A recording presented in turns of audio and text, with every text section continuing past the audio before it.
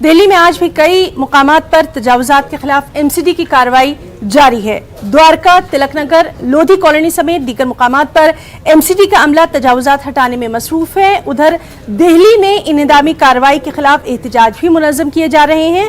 Left पार्टियां आज मार्च कर रही हैं।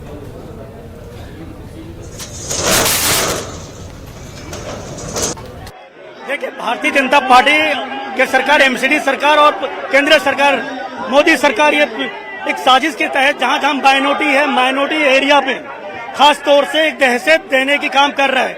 जैसे कल हमने देखा शाहीन बाग को पिछले एक महीने से टोलर कर रहा है। शाहीन बाग के इमेज को खराब करने के लिए, शाहीन बाग को नाम को खराब करने के लिए। अगर इंक्रोचमेंट हटाना है, इंक्रोचमेंट इससे पहले भी हटी है, लेकिन अब इंक्रोचमेंट नहीं हटा रहे हैं। आप उसे खौफ, एक डर दे रहे हैं। आप किसी को आप जो है नोटिस दे रहे हैं, आप तो रहे, आप इंक्रोचमेंट हटाए लेकिन नोटिस तो दें। बाग से क्यों करी गई और क्या मकसद था?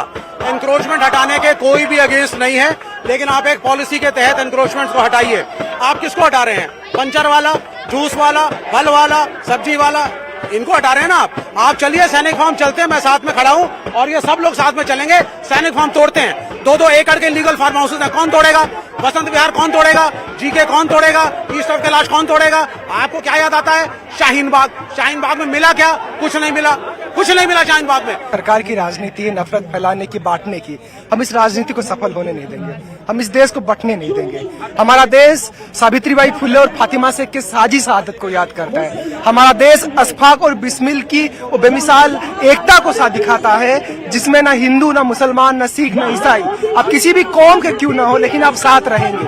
हम उस एकता का संदेश देने के लिए यहाँ आए हैं और हमारी ये कोशिश है और हम ये अपील करते हैं पूरे देश से कि ये जो नफरत की राजनीति है, ये जो समुदायों में बांटने की राजनीति है, गरीबों की जीवन और जीविका पे हमला करने की जो राजनीति है, इस राजनीति को के खिलाफ हमें आवाज उठानी होगी और जनता के जो असली मुद्दे हैं, जो महंगाई है, जो गरीबी है, जो बेरोजगारी है, इन मुद्दों के ऊपर हमें ध्यान देना पड़ेगा।